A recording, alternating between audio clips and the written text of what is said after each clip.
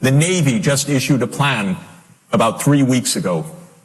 It says we have to prepare for war with China by 2027. It doesn't say we'll have a war with China. It says we have to prepare for war with China by 2027. Admiral Franchetti here, your 33rd CNO. The release of my navigation plan for America's warfighting Navy to raise our fleet's baseline level of readiness by 2027, the year the PRC chairman told his forces to be ready for war. We are more ready for potential conflict with the People's Republic of China by 2027. I'm the 33rd CNO. So hitting these targets by 2027 is what we're calling Project 33. Why the US and China can't quit Taiwan. In some ways, Taiwan's strategic importance is about 3 choke points around the island. To the west, there's the Taiwan Strait. It's a key trade route for both Beijing and Taiwan, and also for everybody else. Almost all the world's biggest container ships pass through here.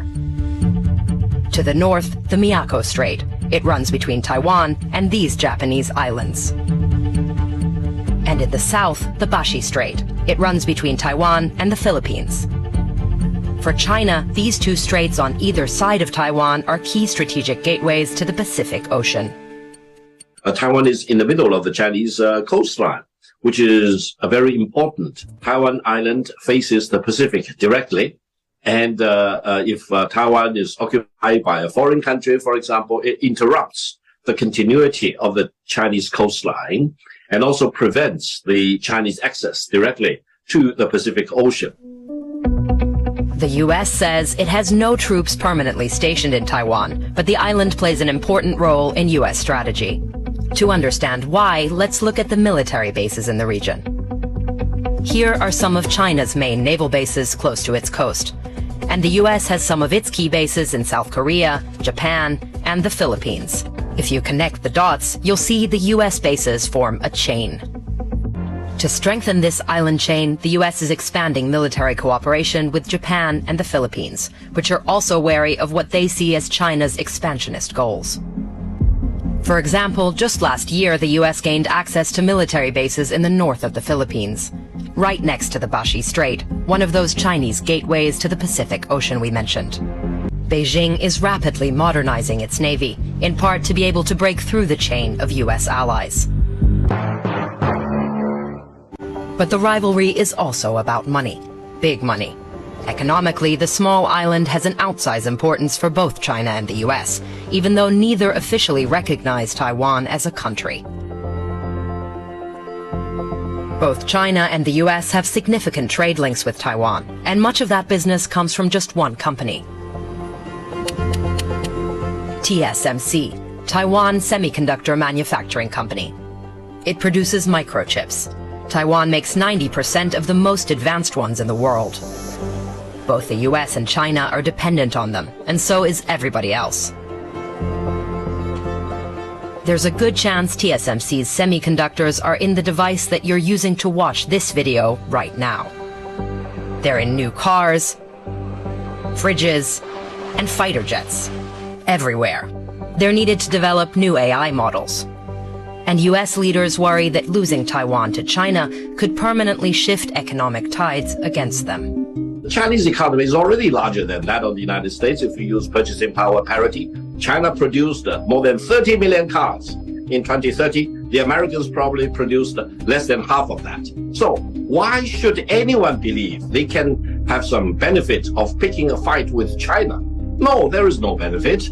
China does not look at Taiwan from an economic or commercial perspective. So why is Taiwan so important to Beijing then?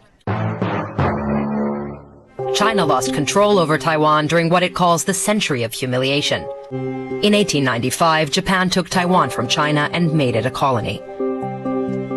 After World War II, the Allies forced Japan to give it back. But at the time, China was in the middle of a civil war. The government of the Republic of China, or ROC, was led by nationalists under Chiang Kai-shek. Mao Zedong led communist forces against them. In 1949, the victorious communists marched into Beijing and established the People's Republic of China on the mainland. the defeated government of the Republic of China fled to Taiwan. That's why there are two governments that call themselves China. One on the mainland, the People's Republic of China, or PRC, and on Taiwan, the Republic of China, or ROC. The PRC government in Beijing sees Taiwan as a breakaway province and says there's only one China, even though they've never actually been in charge in Taiwan. Most of the world accepts this one China policy, including the US. They don't recognize Taiwan as an independent country. Wait, so why is the US supporting Taiwan then? There's also a history to that. After the Civil War, the US initially saw the nationalist government in Taiwan as the only real China, rejecting the communist government on the mainland. US soldiers were even stationed in Taiwan under a common defense pact. The change came in the 1970s. The US sought closer relations with Beijing. That meant closing the US embassy in Taiwan and pulling out US troops. Still, informal ties persisted, like that de facto embassy, and the US still guarantees to sell Taiwan weapons. But they have a deliberately ambiguous policy on whether they would defend Taiwan. It's meant to prevent China from invading and Taiwan from declaring independence. So to sum up, Taiwan's location makes it essential to both sides as they try to gain the upper hand in the region. No one, no country, no single human being will be able to block the peaceful reunification of China or the now peaceful reunification of China. So we should all call on the United States. Don't play with fire. Because of where Taiwan is and what it represents, neither China nor the US are able to back down.